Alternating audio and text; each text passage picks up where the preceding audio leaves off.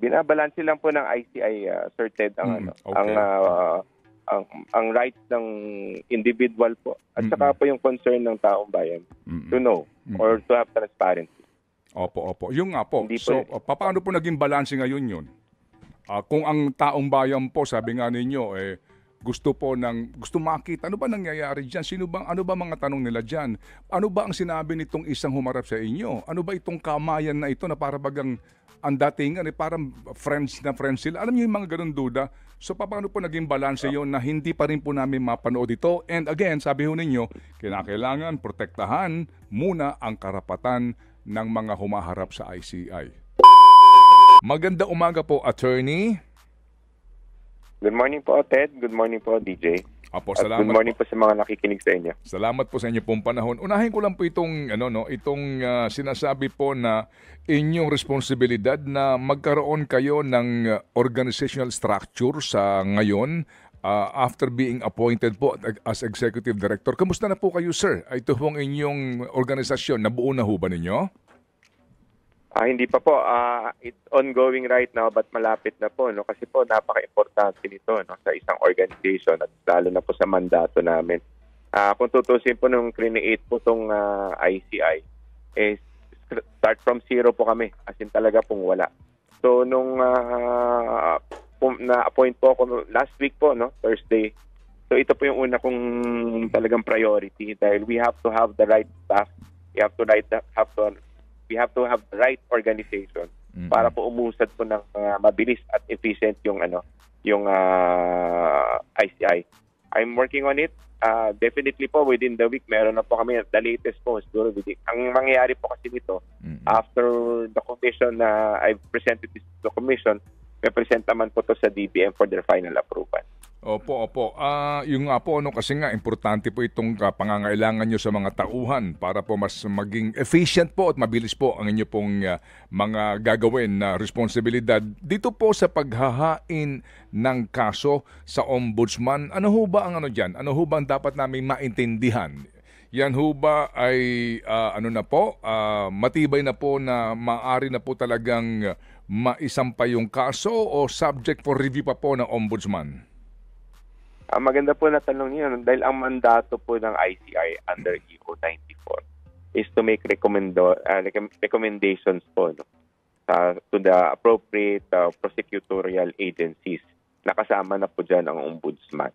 So ang gagawin po ngayon ng ICI, ang ginagawa namin ngayon is we're gathering information po, no, kumakalap po kami ng mga information kung saan sources, we're verifying them, checking them, making sure that they have basis po, no? And thereafter, kung meron po kaming reasonable grounds to recommend further investigation, final investigation, and thereafter, kung filing of appropriate charges sa ombudsman po, no?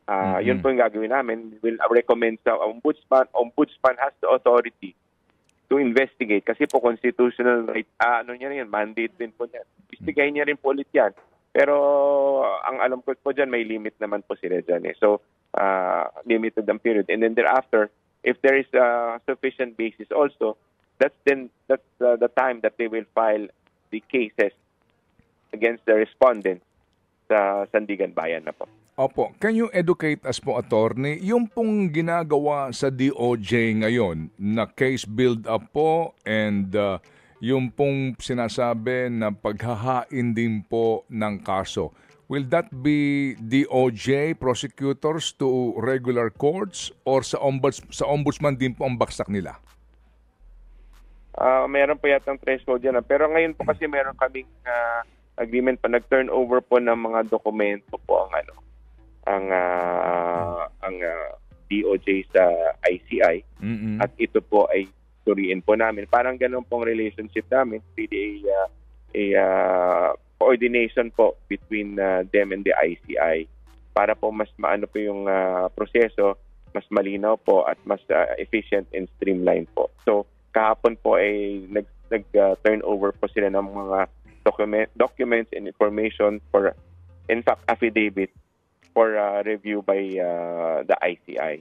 And from there po, kami po ngayon magre-recommend na nga po either sa ombudsman po ng filing of this appropriate charges Okay. So, or for the investigation. So kumbaga po sir, para mas maunawaan po namin na kumbaga dadaan sa ICI and ICI kayo po ang magbibigay nito sa ombudsman para po sa kanilang another review. Ganun po.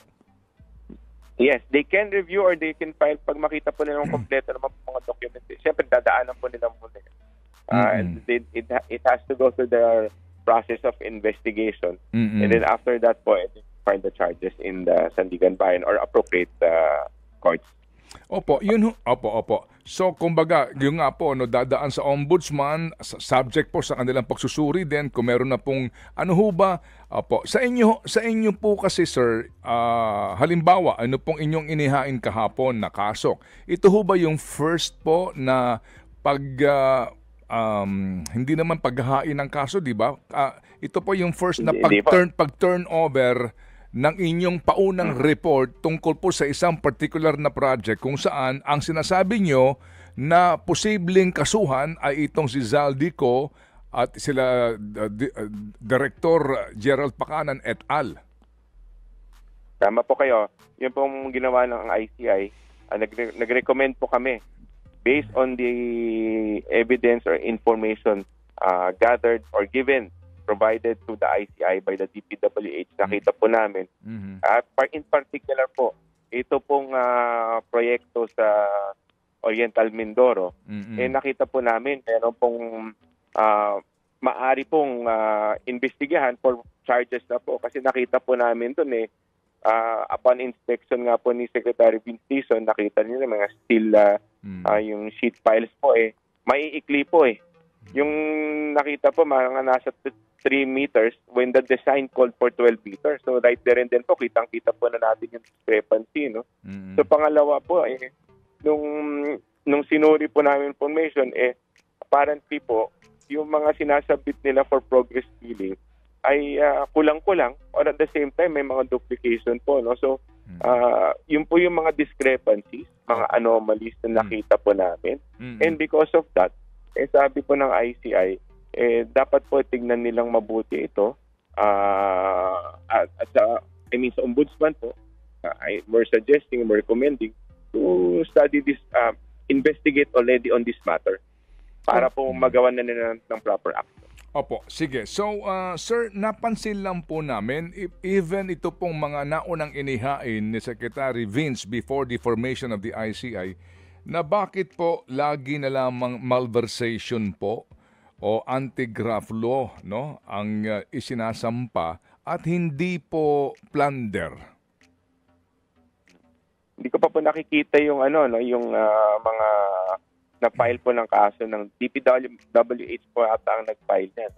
But definitely po kasi may threshold po tayo at meron po mga elements po with regard to plunder. Kaya po, siguro po I cannot surmise.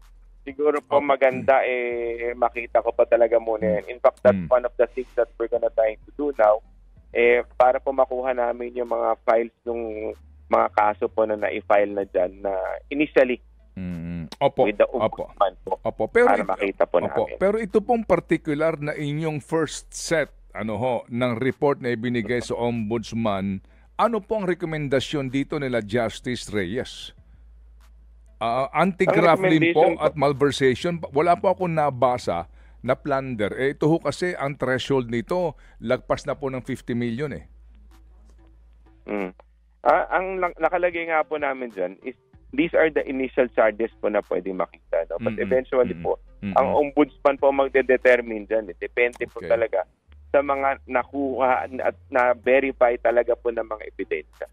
Bago po natin masabi kung ano po talagang tamang crime na or offense or complaint na pwede pong ma-file sa Sandigan Bayan. Yung napaka-importante po yun. Kailangan po talaga makita muna yung mga ebidensya na yan bago po sila makapag-ahain ng tamang complaint. Kaya po sa recommendation namin, linagay po namin na maaari naman po silang mag-file ng any other charges po as they deem appropriate po siguro based on the information and evidence that they will verify. Okay. In other words, pero po, yung ombudsman can modify, pwede nilang baguhin yung charges na isasampa sa Sandigan Bayan. Ang tanong po. Opo. Okay. Opo. Opo, salamat. At Opo. saka maganda po naman, Sir Ted, is that we will also continue kung meron po akong additional evidence na pwede namin ma-provide sa Ombudsman on this matter, we will forward it immediately po. Okay. Para po madagdagan naman ng kanilang ebidensya. So nangangahulugan po, sir, no, ang ICI ay nag-iimbestiga sa bawat per case, kumbaga bawat isang kaso, and then kapag meron na ho kayong na-establish po, na maaari nang i-report sa Ombudsman, ganun pong gagawin nyo. Hindi kayo maghihintay ng bulto-bulto o maramihan, kung hindi kahit na paisa-isa, ganun pong gagawin ninyo. Right now po, yan po yung nakukuha namin mga information and evidence. But definitely po, pagka meron pong dyan, para po mas mabilis ang aming pagproseso at ng mga kaso, that's what we're going to do. Kung meron pong malakas na ebidensya laban sa isang respondent or sa isang individual po with regard to a particular process, at ma-verify na po namin yan, at medyo kahit pa paano, there's reasonable grounds to believe that this case is cases can be filed against them, no? Ifa-file na po namin yan, i-recommenda na po namin yan kasi po mahirap po maghihintay. Baka po kung kumbaga we need to act fast rin naman po para naman po sa masabi na makita ng taong bayan that we're doing our mandate, we're performing our mandate. Sige. Apo, mamaya po babalikan natin yan para makita ng taong bayan, para po hindi mainip ang taong bayan. Ano po ang quantum of evidence po na kailangan nyo before ho kayo magrekomenda ng filing of charges? Wala naman pong sa EO po ng EO 94 po, no. Hindi naman pong as long as there's grounds to believe na meron pong possible offense na nagawa na commit po, no, ng individual with regard to the flood projects po, we can recommend, but definitely we cannot rely on a single evidence po, no, or testimony for that matter. Kasi po mahirap po na maniwala tayo ng basta-basta sa sa testimony or affidavit ng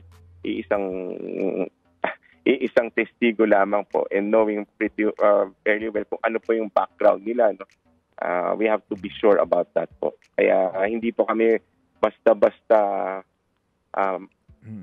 magre-rely sa affidavit ng iisang tao lang po or testigo. Definitely po hindi, no. Kasi napakadelikado po nun. Hindi po kami mapadaloy doon. Okay, so hindi kayo sasandal lang sa iisang affidavit ng iisang testigo. Kung kayo po'y nag-o-obserba ngayon sa nangyayaring hearing sa Blue Ribbon Committee po ng Senado, kung maghahalimbawa tayo ng isang testigong humarap doon, sino man po iyon, tapos nagsasangkot ang kung sino-sinong opisyal o pangalan, hindi po yun tatayo kaagad para kayo magrekomenda sa Ombudsman na sampahan ng kaso. Kumbaga, ganun po iyon ang inyo pong pananaw, ang kaisipan po ng komisyon dito. Yes, ang as far as the ICI is concerned po, no, kailangan po namin suriin yung mga yan. Kailangan po meron po kaming mga ibang collaborative evidence, so to speak po. Kumbaga po, dapat makita po namin na meron pang ibang ebidensya bukod dun sa nag-iisang testimony ng isang tao. Maaari pong isa pong testigo na kahit pa paano mag-collaborate. Kung tutugma po doon sa sinabi ni Witness 1 or ni Witness 2 po. No? Tapos pagtutugma po yung dalawang yun, hindi kahit pa paano po medyo malakas-lakas na yun. Kasi sa ngayon po, kuminsan po, iisa lang. At delikado. Baka po maniwala na po na totoo na pala po yun. So, we have to be deliberate at saka careful po in recommending mga sa mga rekomendasyon namin sa Ombudsman. Opo, pero may bigat ho ba kung sakasakali man po yung committee report na ilalabas ng Blue Ribbon Committee sa inyo pong ginagawang investigasyon po, attorney? Matimin po ba anong may bigat po?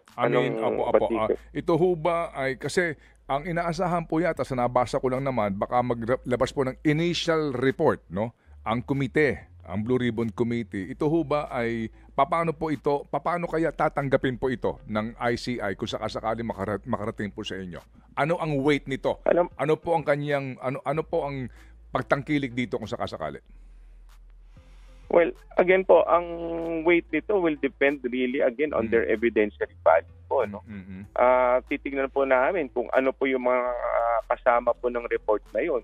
Kung ito ba po ay based again sa testimony ng ibang tao, ano ho ba nakalagay dyan? So, ganun po, kung ito ba ay nasa dokumento na talaga pong opisyal, kung kumbaga po ano ho ba to, handwritten ba to? Alam nyo, may mga ganun na mga rules of evidence tayo na kailangan tignan. No? And that will be the basis for the ICI para alamin kung ano po ang weight nito, no? Yung mga committee. Definitely, coming from the Senate, we will welcome that po, no? But iba po kasi, pagdating na po sa korte, alam naman po natin, it's the final venue for all of this po, no? Sa Court of Justice, sa Sandigan Bayan. Baka po umabot po sa Korte Suprema. So definitely, we are guided here by the rules of evidence po, no? Yan po yung importante sa amin. Kaya po nag-iingat po kami. Katulad po niyan, example lang po, Sir Ted, no? For example, magpakita po ng picture. Pumunta po sa isang lugar, sinabi, ito yung isang project, picture, pinicturan po, binidyohan. Under the rules of evidence po, hindi po basta-basta natin tatanggapin yan ng korte, no? Kailangan po i-verify yan. Kailangan mayroong magtetestigo ulit. Sino kumuha ng photo? Sino kumuha ng video? So, simple lang po yung mga ganun. So, kailangan po maging, ano po kami, masinop. Sabi ko nga pa, we have to take those carefully, take in those information carefully. And pagka makita po namin, talaga naman pong may pasihan yan, talaga pong gagamitin namin dahil importante po sa amin yan. Dahil we're here to prosecute at mapanagot yung mga taong mayroong kagagawan nito pong anomalya na to, no? Yung ano po, yung tawag, in a way po, this scam, no? So, Opo. So you are here, sabi ho ninyo, you are here to prosecute. Bakit kasama ba sa inyong mandate po to help the ombudsman to prosecute? Not prosecute, but bring those responsible for this this mess, for this matter. Kasi po definitely limited po ang aming ang aming mandato to recommend. At least po naglaro natin yan, attorney. Opo, naglaro po natin yan. Sige. Ang ibig ko sabihin, bring them to the ombudsman and sila po magpo-prosecute. Opo. Sige po. Attorney, yan ho bang mga meetings ninyo o hearing ninyo, may kaukulang pong minutes? Yes po, definitely. Definitely. These are, may minutes po ito mga. Halimbawa po, yung humarap po sa inyo si Senator Chis Escudero o si Senator Grace po, ano hong pinag-usapan doon? Kasi hindi po namin alam ganun po. Alam niyo ho yun, yung taong bayan, na may pumunta po sa inyo na ilang senador, hindi po namin alam. Yung po mga ganun na yan ho ba'y formal hearing? Humarap ba sila sa 3 miyembro ng komisyon? Nagkaroon ba ng tanungan? Ano po nangyari? Ganun po nangyari ay similar naman po sa any other, not similar, but almost the same po, no? It's really not naman po yung formal hearing, especially pagka resource persons po to.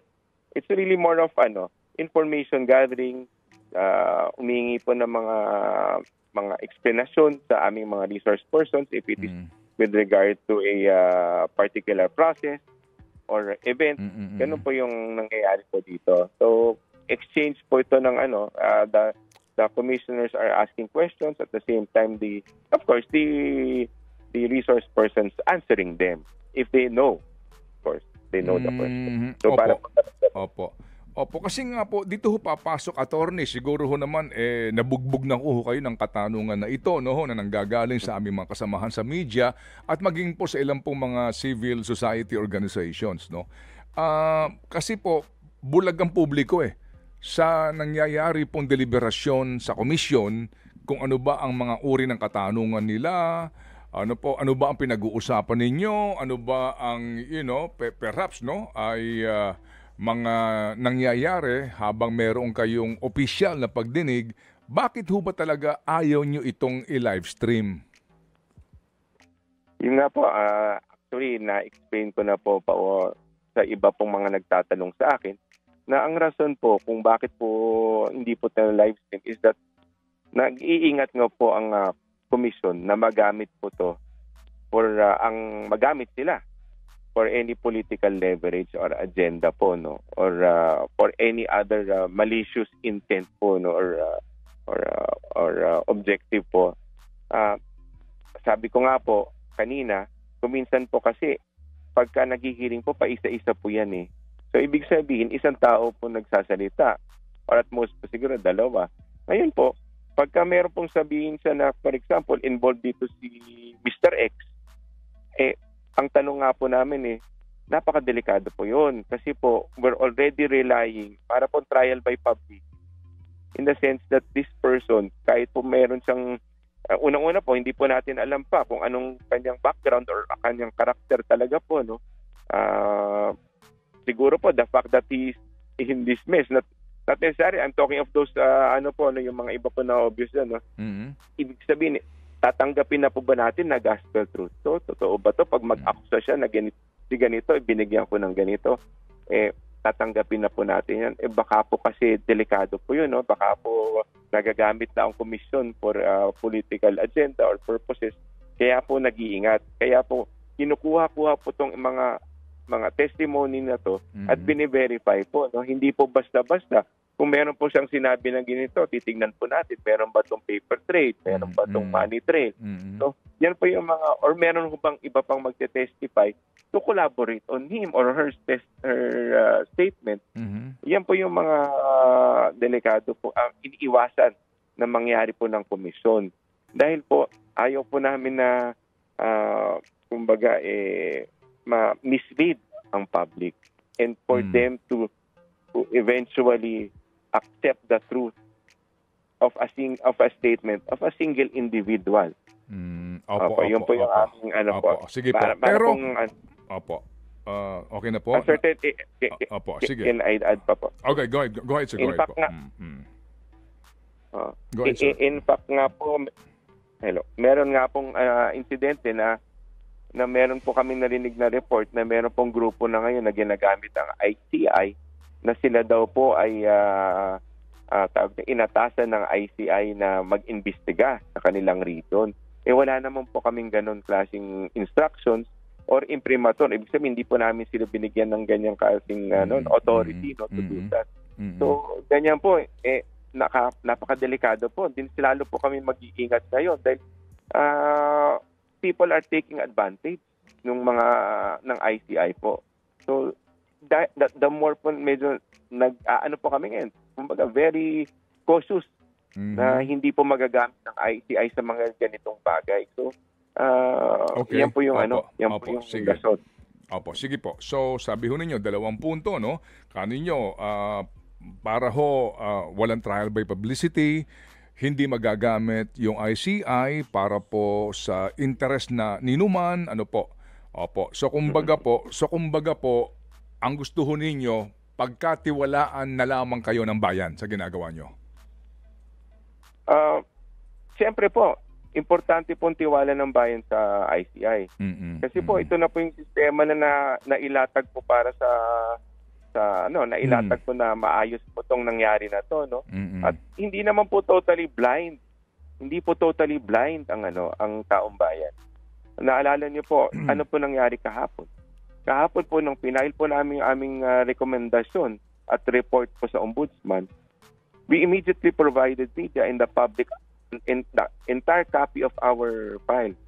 So, yung basis for the So, buong po yan. Buong yung report po namin binigay na po namin sa media, sa public po para mabasa po nila. Ngayon po, kung may makita po sila doon na dapat at least may basis na po, 'di ba? Meron na po. Kaya nga yan po yung na po natin, iniingatan natin We're trying to balance po yung balance ng transparency or the right of the people to information. At the same time po, yung private individual right. Kasi po, pag akusahan po yung isang tao, baka po sabihin, guilty na kaagad, kawawa naman po, no? Or baka po nagamit lang siya. Ito po ngayon, pagkasabit po namin sa ombudsman, immediately po, right after po nila natatakan, ang ginawa po ng ICI, binigyan po ang media ng copy ng kanilang na kaming filing. So, therefore, makikita na po ninyo. Mababasa niyo na sorted. Pati yung public, mababasa ninyo yung report ng DPWH para po malinaw at nakalatag po doon kung ano po yung dapat, ano po yung naging basis at basihan ng ICI kung bakit po kami nag-recommend ng ganito sa Apo, wala pong question siguro. Wala po sigurong question muna sa unang bagay na ito.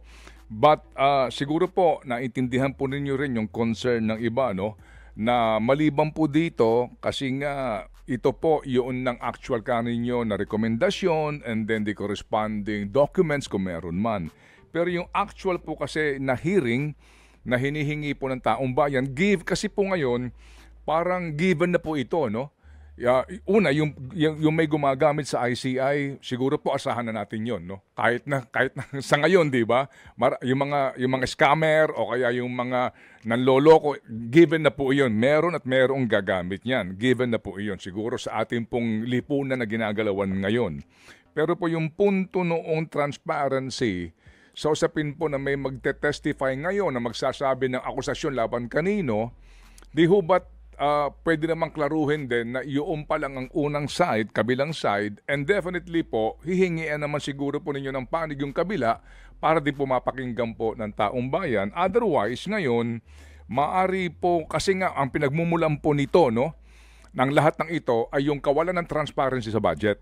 Di ba? Yan po yan Nang kawalan ng transparency sa small committee, kaya tayo napunta rito, and kawalan ng transparency sa actual bidding, pagpapatupad ng proyekto.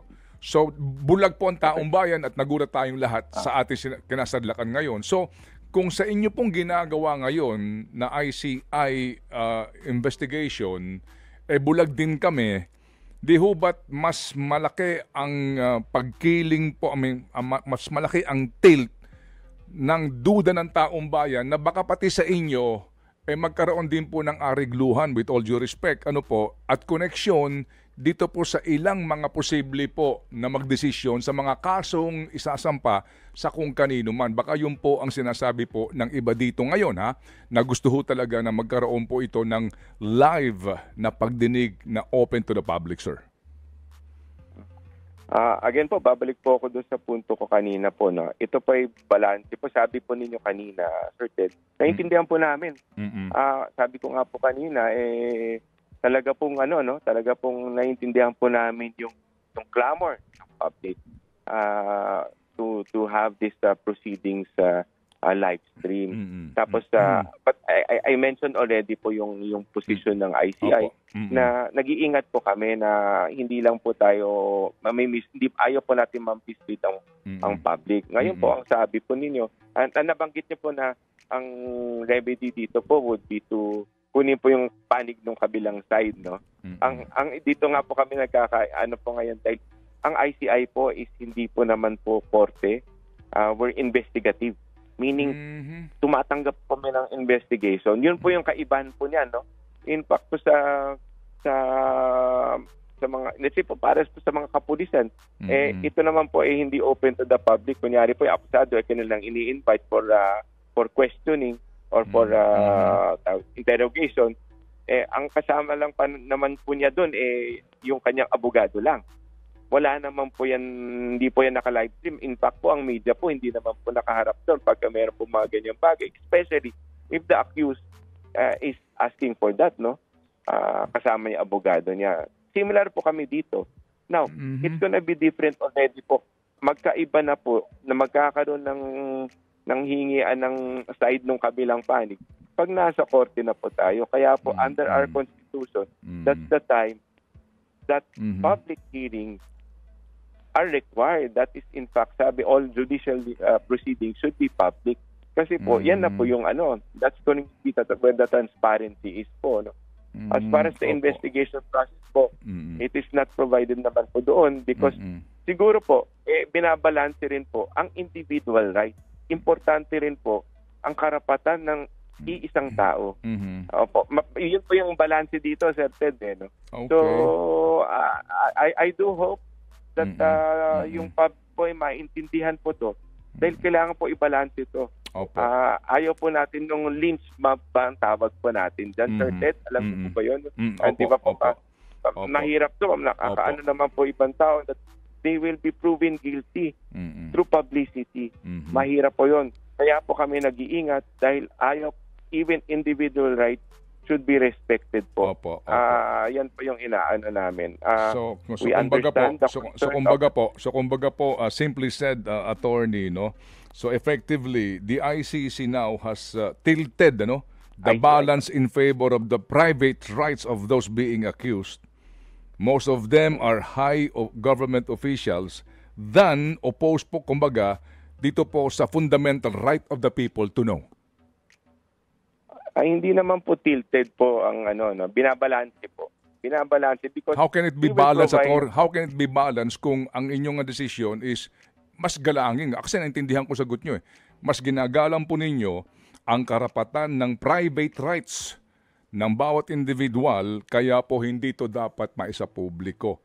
So definitely po, ang desisyon ngayon ng ICC, kung kaya nyo po itong idepensa at ipaglaban, is that ito pong mga inaakusahan dito ay ang iba dito matataas na opisyal ng gobyerno.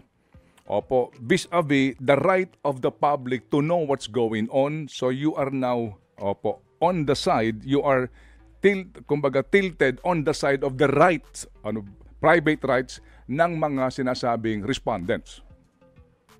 Binabalanse lang po ng ICI, Sir Ted, ang rights ng individual po at saka po yung concern ng taong bayan to know or to have transparency. Opo. Yung nga po. So, paano po naging balanse ngayon yun? Kung ang taong bayan po, sabi nga ninyo, gusto makita, ano ba nangyayari dyan? Ano ba mga tanong nila dyan? Ano ba ang sinabi nitong isang humarap sa inyo? Ano ba itong kamayan na ito na para bagang ang datingan, parang friends sila? Alam niyo yung mga ganun duda? So, paano po naging balanse yon na hindi pa rin po namin mapanood ito? And again, sabi ho ninyo, kinakailangan protektahan muna ang karapatan ng mga humaharap sa ICI. Opo, yun nga po, ang transparency po dito is with regard to, we will provide the public po a copy of the report that we will be submitting to the Ombudsman po. Kompleto naman po yun. At mababasa po at makikita po ng tao kung ano pong laman ng mga report.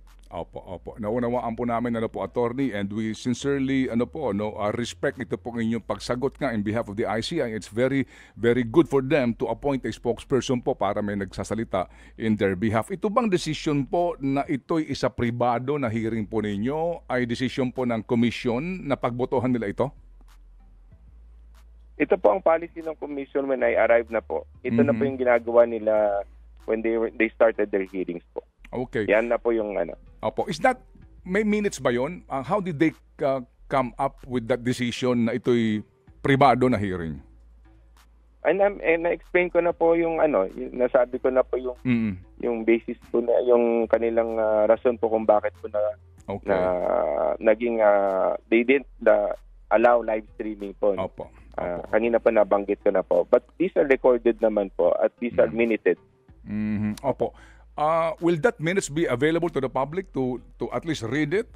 Who came up with the decision, or is it a collective decision na ito'y pribadong hearing, sir? I mean, again, it's transparency na ating pinag-uusapan dito, sir. Opo, go ahead. Opo, naintindihan ko po. It's the position po of the commission.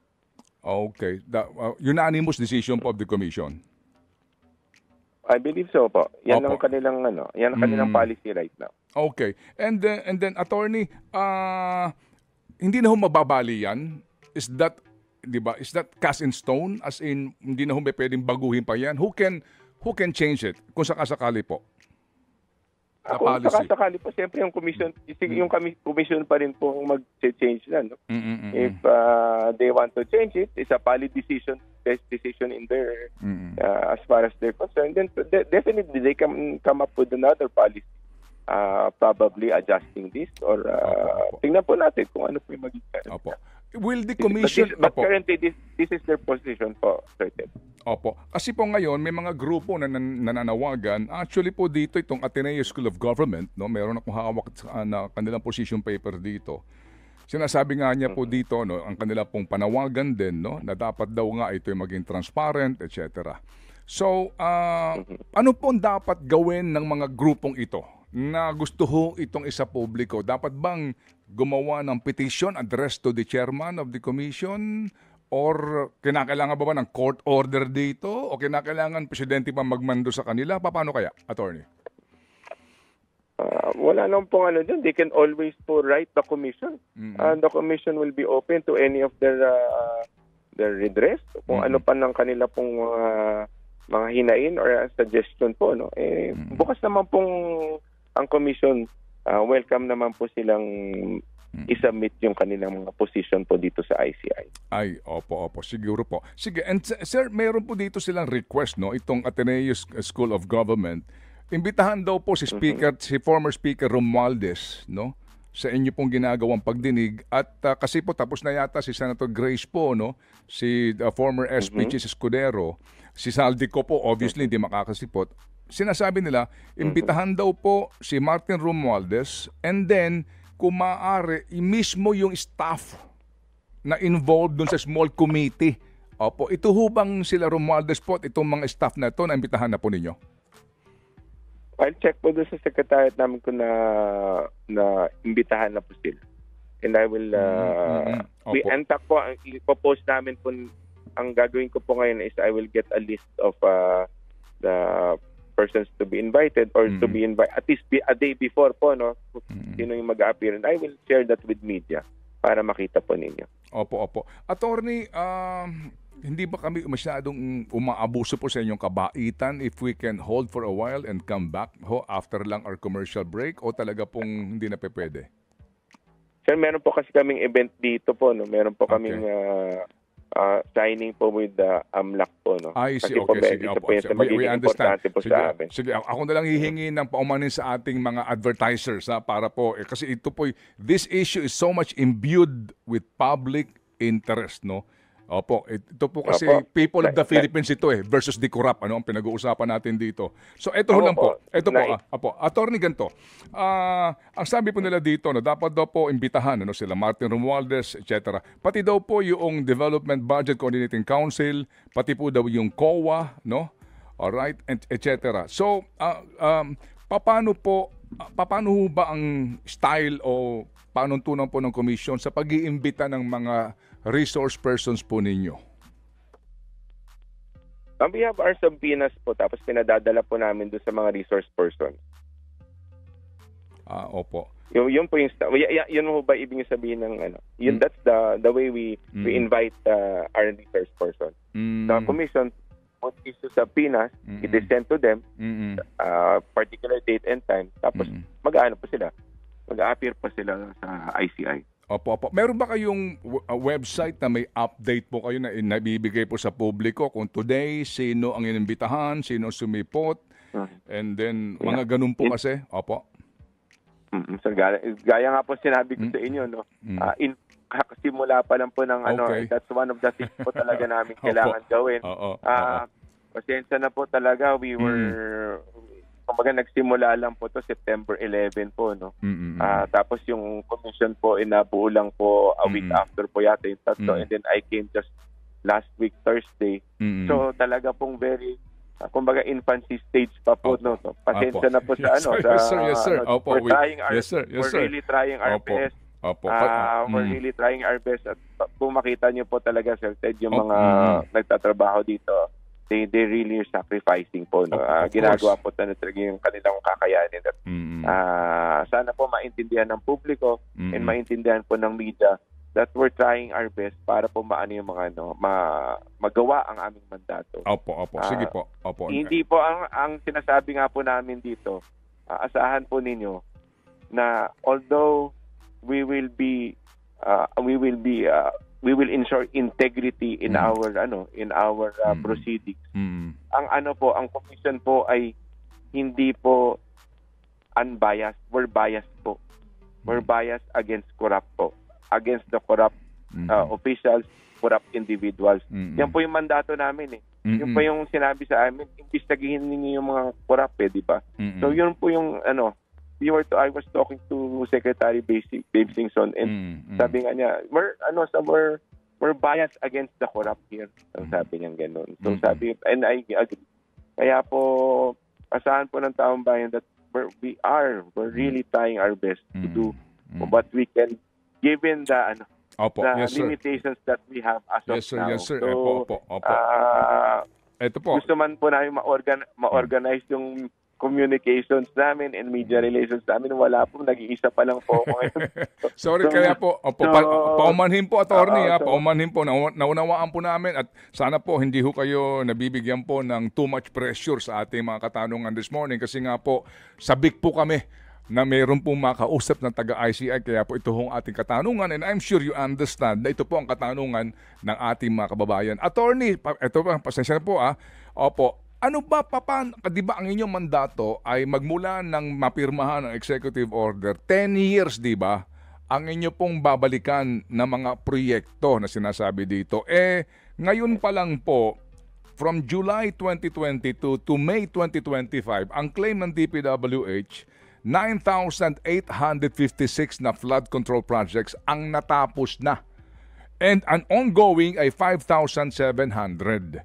Kung babalikan pa po natin yung una pa, naku po, pagkarami nito. Paano po ang inyong gagawin para suriin ang bawat isang proyekto kung standard ba, kung totoo ba, at kung totoo ba ho na walang anomalyan nangyari? Sir, kaya nga ang importante dito yung aming organizational structure because one of the intention would be to create teams na gagawa po nitong mga to. So kumbaga composite team yung mga composed of engineers, accountants and even lawyers who will be sent either through regions or depende po kung anong gusto ng commission to be able to do the audit and investigation of these projects po. No? Alam ko po napakarami 9,800. The commission would probably come up with a methodology paano po mapapabilis ng proseso na to.